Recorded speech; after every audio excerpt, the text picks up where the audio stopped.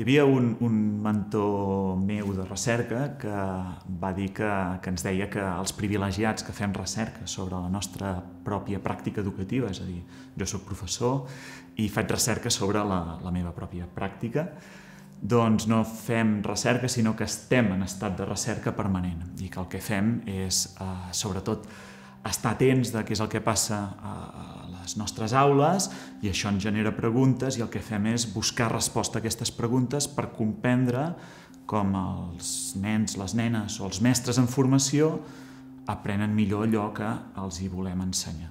I per tant la recerca és aquest estat permanent de buscar aviam com estan els nostres estudiants i intentem comprendre com van aprenent per tal de millorar aquests processos d'aprenentatge, precisament.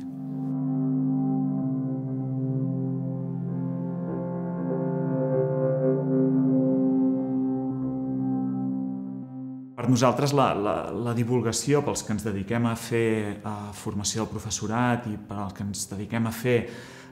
recerca educativa,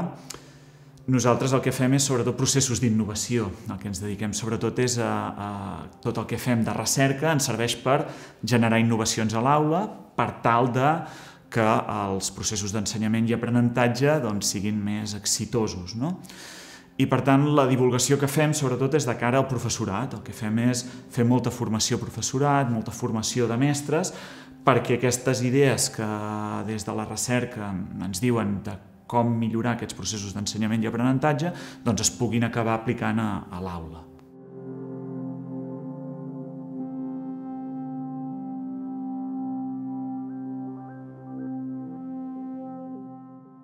Nosaltres pensem que ensenyar ciències el que hauríem d'intentar és acostar les nenes i els nens a tenir una experiència autèntica de ciències. És a dir, que poguessin estar a l'aula fent allò que fan els científics i les científiques quan estan investigant en el laboratori o en el camp, no? Per tant, nosaltres el que volem és que les nenes i els nens puguin viure aquesta experiència, puguin obtenir dades, puguin analitzar-les, puguin establir conclusions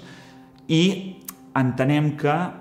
si fan això aconseguirem tres coses. Primer de tot, aprendran millor el tema de ciències que estiguin treballant, sigui la biodiversitat, la calor, el so, però també aprendran a investigar, que és una cosa important, és a dir, hem de fer que les nenes i els nens aprenguin a generar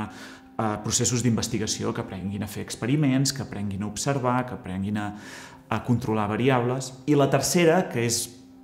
avui en dia molt important, és que aprenguin com funciona el coneixement científic. És a dir, que aprenguin que el coneixement científic és una cosa que es construeix i que és una cosa que va de consensos, va de portar evidències, va d'argumentar, i a dia d'avui, en què estem veient que amb la pandèmia s'està construint coneixement científic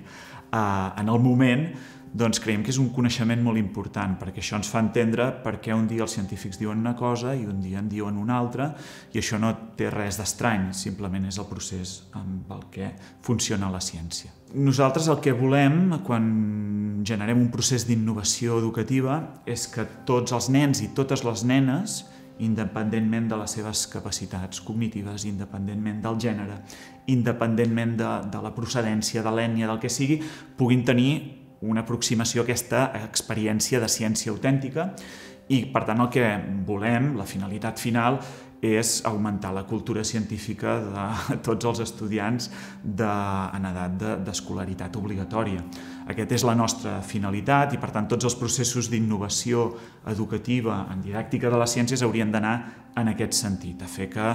hi hagi el que anomenem una alfabetització científica, que tots els nens i totes les nenes tinguessin aquesta cultura que els hi permet interpretar el que passa en el seu dia a dia, al seu voltant, no? Aquesta hauria de ser la idea.